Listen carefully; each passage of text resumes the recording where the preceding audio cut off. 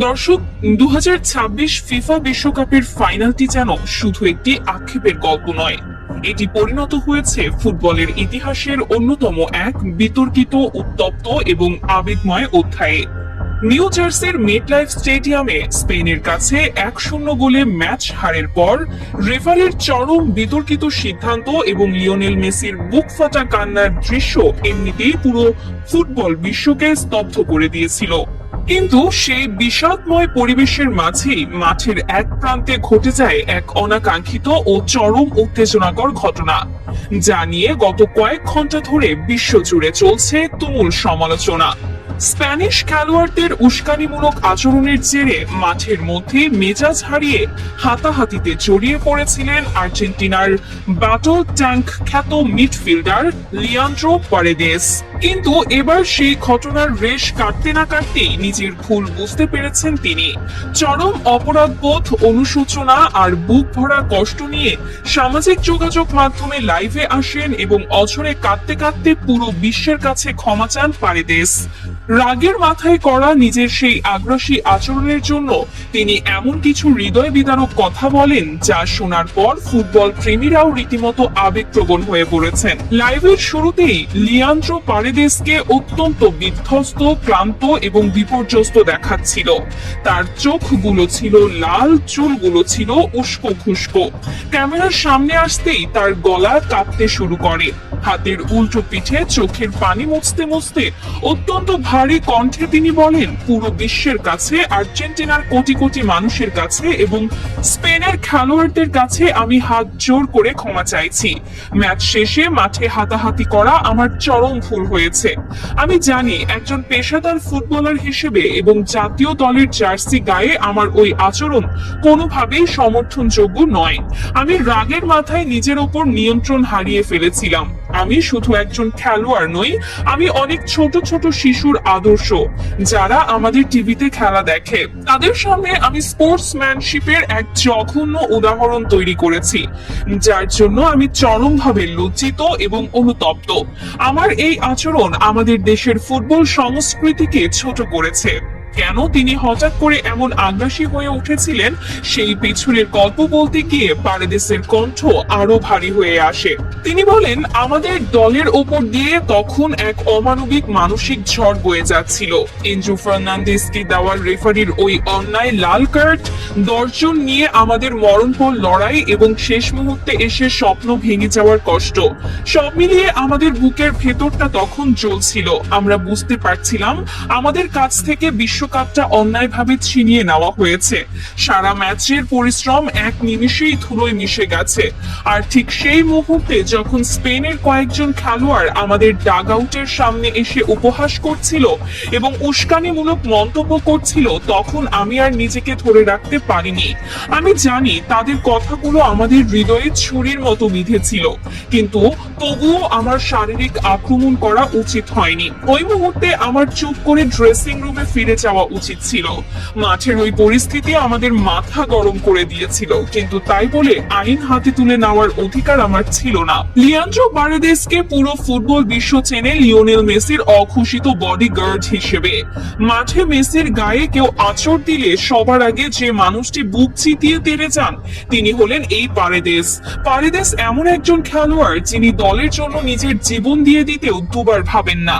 ছোটবেলা থেকে চরম দারিদ্র্য আর সংগ্রামের মধ্য দিয়ে উঠে আসা এই তারকা জানেন একটি স্বপ্নের মূল্য কতটা। বিশ্ব মিডিয়া এখন আমাদের হার নিয়ে নয়, আমাদের হাতাহাতি নিয়ে কথা বলছে। আমি লিওর চোখের দিকে তাকাতে পারছি না। লিও আমাকে শুধু ফুটবল শেখায়নি, সে আমাকে শিখিয়েছে কিভাবে শান্ত থাকতে হয়, কিভাবে চরম বিপদেও মাথা ঠান্ডা রেখে লড়াই করতে হয়।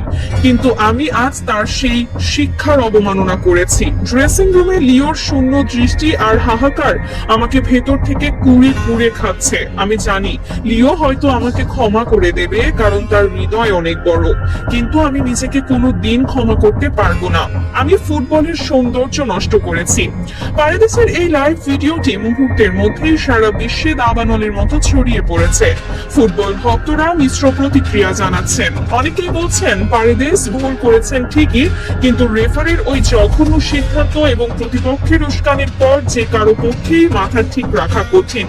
10 জন নিয়ে 120 মিনিট স্নায়ুক হয়ে লড়াই করার পর খেলোয়াড়দের মানসিক অবস্থা এমনিতেই চরম সীমায় থাকে, তার উপর রেফারির এমন পক্ষপাতিত্ব যে কোনো মানুষকে পাগল করে দেওয়ার জন্য যথেষ্ট।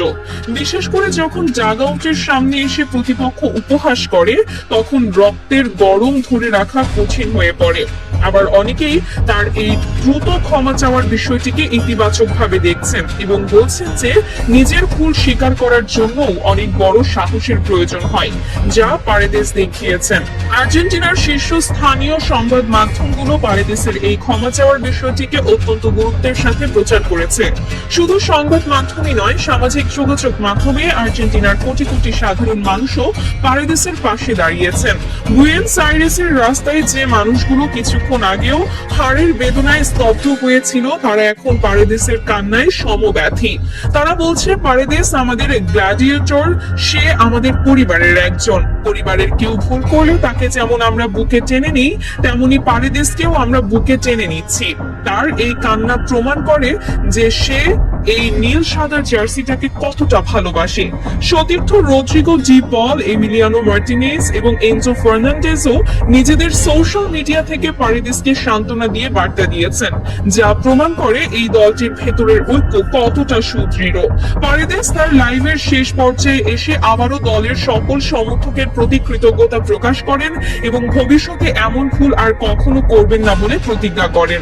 তিনি তরুণ প্রজন্মের উদ্দেশ্যে এক বিশেষ বার্তা দিয়ে বলেন, আমাদের দেশের তরুণেরা যারা ফুটবলার হওয়ার স্বপ্ন দেখে, আমি তাদের বলতে চাই, কখনোই আমার ওই রাতের আচরণকে অনুসরণ করো না। ফুটবল হলো ভালোবাসার খেলা, ঐক্যের খেলা। রেফারি হয়তো আমাদের সাথে অবিচার করেছে, নিয়তি হয়তো আমাদের থেকে ট্রফি কেড়ে নিয়েছে, কিন্তু তাই বলে আমাদের শিষ্টাচার ভুলে গেলে চলবে না। আমি জানি এই হাড়ের ক্ষত শুকাতে আমাদের অনেক বছর সময় লাগবে। আমরা হয়তো আর কখনোই লিওকে আমাদের সাথে পাবো না, কিন্তু তার শিখিয়ে যাওয়া মূল্যবোধ আমরা হারিয়ে যেতে দেব না। আমরা অনেক কেঁদেছি, অনেক কষ্ট পেয়েছি, কিন্তু এই কষ্ট থেকেই আমাদের আবারও ঘুরে দাঁড়াতে হবে। আমি আবারও সবার কাছে আমার আচরণের জন্য ক্ষমা প্রার্থনা করছি। দর্শক, ফুটবল শুধু পায়ের খেলা নয়, এটি চরম আবেগ আর মানসিকতারও খেলা।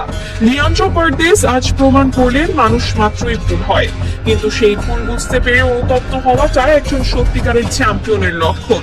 তার এই কান্না ভেজা ক্ষমা প্রার্থনার মধ্য দিয়ে হয়তো মাঠের ওই অনাকাঙ্ক্ষিত বিতর্কের অবসান ঘটবে।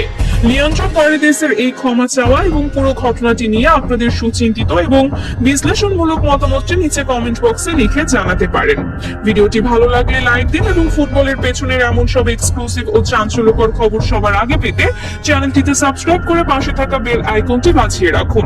সত্যির পক্ষে থাকুন, ন্যায়ের সাথে থাকুন। আল্লাহ হাফেজ।